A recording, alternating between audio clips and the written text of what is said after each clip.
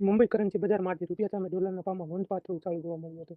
દિવસ દરમિયાન ડોલરનો ભાવ ₹55ની સપાટી પાર થતાં રૂપિયો નવા નીચા સ્તરે પહોંચી ગયો હતો. સવારે 94.95 પર ખુલેલા ડોલરનો ભાવ દિવસ દરમિયાન 94.82 અને ઓછામાં 55.23 સુધી પહોંચ્યો હતો, જ્યારે મોડી સાંજે તે 95.08ની આસપાસ ટ્રેડ થઈ રહ્યો હતો. અગાઉ 30 એપ્રિલે ઇન્ટ્રાડેમાં 55.33 સુધીનો સ્તર નોંધાયો હતો. વિશ્વ બજારમાં ક્રૂડ તેલના વધતા ભાવ અને ડોલરના મજબૂત વૈશ્વિક ઇન્ડેક્સના કારણે રૂપિયા પર દબાણ વધ્યું હોવાનું બજારના નિષ્ણાતો જણાવી રહ્યા છે.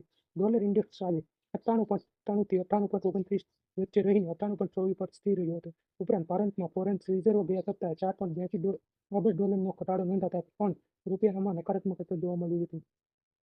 બજારમાં ડોલર માટે ઇમ્પોર્ટરની માંગમાં વધતા દબાણ વધુ ઊભું થયું હતું, જ્યારે માર્ચ અને એપ્રિલ દરમિયાન ડોલરનો આઉટફ્લો આશરે $19 સુધી પહોંચ્યાના સંકેત મળ્યા હતા. રિઝર્વ બેંકના સૂત્રોના અનુસાર દેશમાં ડોલરના ઇનફ્લો વધારવા માટે વિવિધ પગલાં પર વિચારણા ચાલી રહી છે.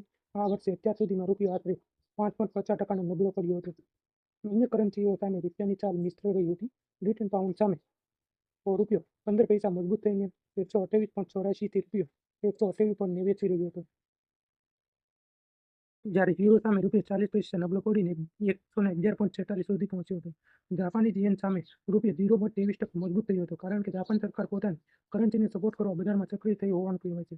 ચીનની કરન્સી યુઆન પણ રૂપિયા સામે 0.09% મજબૂત રહી હતી. આ સાથે જ વિદેશી રોકાણકારોને ભારત સરકારની બોન્ડમાં રોકાણ માટે આકર્ષવા માટે 5% વેરા રાહત આપવાની ચર્ચા પણ ચાલી રહી હોવાનું બજાર સૂત્રો દ્વારા જાણવા મળ્યું હતું.